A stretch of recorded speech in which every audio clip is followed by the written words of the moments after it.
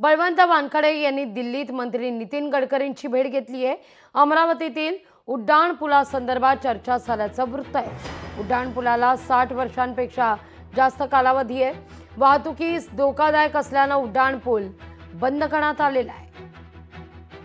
पूल वाहतुकीसाठी बंद केला गेला, परंतु त्यामुळे या वाहतुकी एवढी कोंडी निर्माण झाली शहरात की तो शहराचा मुख्य भागातला पूल आहे। त्यामुळे खूप मोठी कोंडी निर्माण झाली।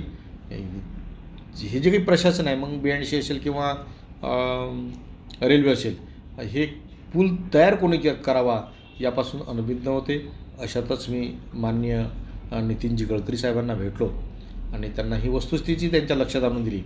त्यांनी स्पष्ट आश्वासन दिलं की हा सेतुबंधन या योजनेत मी पूल तुम्हाला मंजूर करून देतो, परंतु हा प्रस्ताव राज्य शासनाकडून येणं गरजेचं आहे। म्हणून मी राज्य शासनाकडे सुद्धा हा प्रस्ताव देईल आणि त्याच्यासाठी पाठपुरावा करेल।